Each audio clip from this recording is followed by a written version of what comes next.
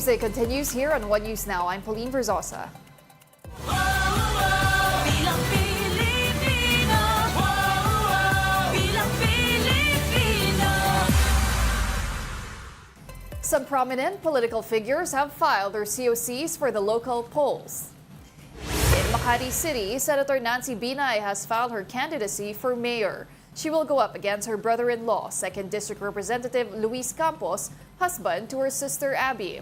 In Quezon City, re-electionist Mayor Joy Belmonte filed her COC yesterday, and there's a chance that Belmonte will run uncontested, something she says she would be very happy about. If I will run uncontested, I will be very, very happy. And this is to the grace and glory of God. The first term was a pandemic term. So ako naman ang maasa, wala ng pandemya sa third term. At lahat ng mga plano natin, smooth sailing na may sasakatuparan natin. Meanwhile, the administration's Alianza para sa Bagong Pilipinas is still working on its list of local candidates. Congressman Toby Tiangco, who serves as campaign manager, says they will strive to finalize the roster by October 8. Tiangco also says they will continue to support Senator Amy Marcos even after her withdrawal from the alliance. Kaya ako nag-file ng maaga kasi hanggang kagabi meron pa kami mga inaayos ng mga local candidates. Kasi ideally, kung part ng alyansa, sana hindi sila maglaban-laban. No? Now, Senator and Makati Mayor aspirant Nancy Binay admitted that she is not in talking terms with her sister Abby. Recall that the Makati Mayor expressed hope that Nancy will not go against her husband, Makati Representative Luis Campos, for the mayoral position. Here's an excerpt of Senator Nancy Binay's interview in 1PH sa Totoo Lang. Ano kaya pong malaking challenge dito sa campaign period po ninyo or during campaigning, no? Especially because there's a possibility na mag-file nga or big possibility na mag-file ng certificate of candidacy itong asawa po ng inyong kapatid na si Mayor Abby Binay. Ang sa akin, unang-una,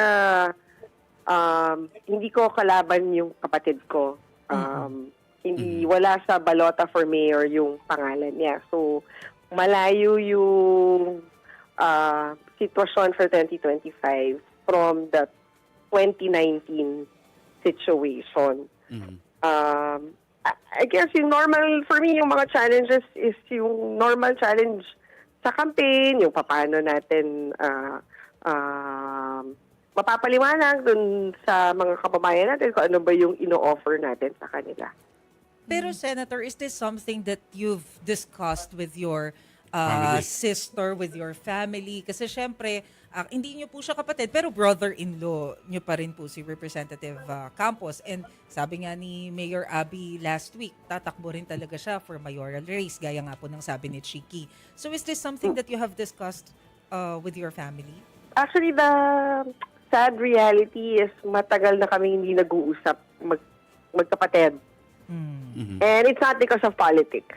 The problems started way before nahaluan ng politika yung gulo ng pamilya namin. So, yun lang yung, I guess, nakakalungkot kasi nga hindi kami nag-uusap. So, may ganito kami sitwasyon din. But sa akin nga, di ba, paulit-ulit ko sinasabi, at the end of the day, kahit baliktarin namin, magkapatid pa rin kami dalawa, di ba? Ako will always be her ate. I will always be here when she's ready to talk to us and come back to us. Nandito lang ako. We'll be back with more stories after this break. Keep it here on One News.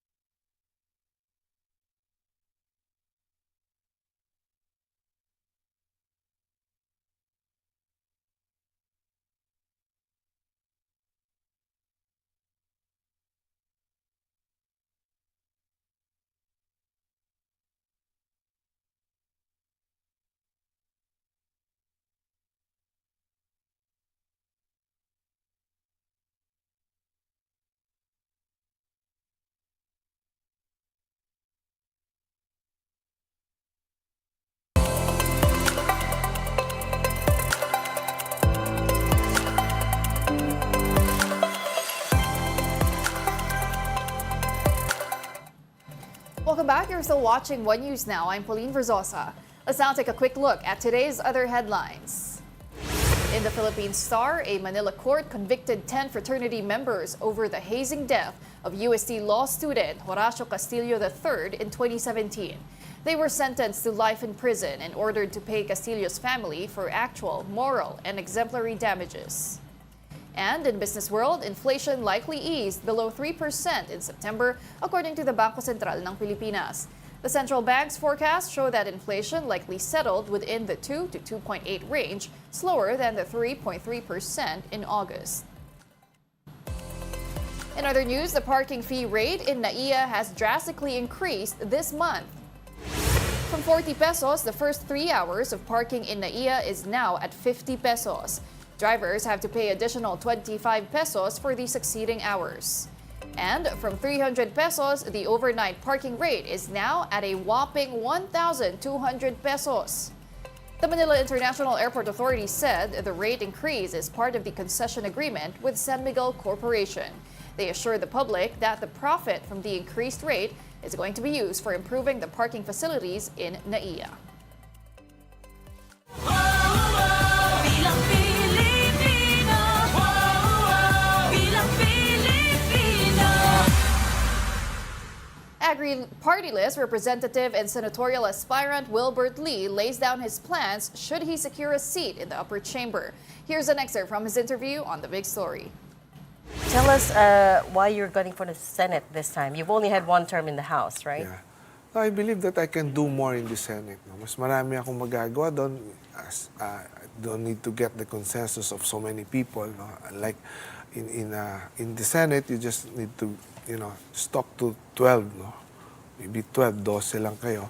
Pag nag-okay yun, mas mabilis na mapagawa. Like in the lower house, no, you need to talk to at least 250 plus congressman, no, for your bill to be approved or to be passed. No? So, and then once it passes in the lower house, once it gets to the Senate, pag hindi dun okay, may ipit din doon. No? So, parang ganun nangyari. In other way around, once it's approved in the Senate, and then it goes to the lower house, normally it's just adopted. No? The Senate version is just adopted in the lower house. So it's easier actually. What have you learned in your first term in Congress? What have I learned? Well, there are so many problems, so many things that can be solved by, simple lang, yung mga simple solution. No? Katulad po ng? Parang mahirap sabihin.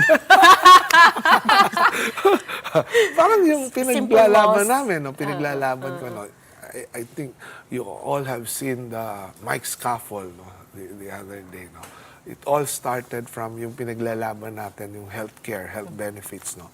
There are so many, there's so much money in PhilHealth that is invested in banks, no? Time deposit, treasury bills, and everything. And yet, every day, every minute, every hour, we can see, ordinary people, ordinary nating kababayan namamatay minuto because they're afraid na dalhin sila sa hospital because walang pambayad sa hospital. And yet, this 504 billion na pera ng PhilHealth invested in different banks, these are supposed to be used for the health benefits of the people. So, yung ganitong nangyayari, why is these things happening? No? So we assume you're questioning the excess funds of the PhilHealth. It's not actually, being I don't want to brought call back it to excess Treasury. fund because I want to call it excess fund if all the benefits have already been answered and covered. No? The benefits, the case rates, they have not been adjusted for the last 12 years. And today marks the second day of the filing of Certificate of Candidacy for next year's midterm elections, and Amy Marcos is now in the 10th city to file her COC. For more updates, we will be joined by our mobile journalist, Merymon Reyes. Merymon, go ahead. Yes, Pauline, kanina umaga pa lang, ngayong pangalawang araw ng filing of COC, isa pa lang yung nakita natin na humahabol na tumatakbo bilang senador. Ito ay isang 70-year-old na lalaki mula sa Pasay. And ngayon lang, nadarating lang din na Senator Amy Marcos para nga i-file yung kanyang Certificate of Candidacy. Kasama niya si former Lady Imelda Marcos. Kaya pakikinggan din natin at aabangan natin mamaya kung ano nga ba yung mga plano niya, Pauline. Okay, Merimon, bukod kay Senator Amy Marcos, may iba pa bang high-profile candidates, aspirants na aasahan natin mag-file ng kanilang COC rin today? Pauline, so far, si Senator Amy Marcos pa lang ang nandito, pero kahapon kasi nakakuha tayo ng detalye na sina Senator Ping Lacson, Lito Lapid, at si Senator Tito Soto ay posibleng magfa-file din ng kanilang pangangandidato ngayong araw, Pauline. Alright, maraming salamat para sa update na yan. That was our mobile journalist, Merimon Reyes. And those are the top stories of the hour. I'm Pauline Verzosa. We are One News.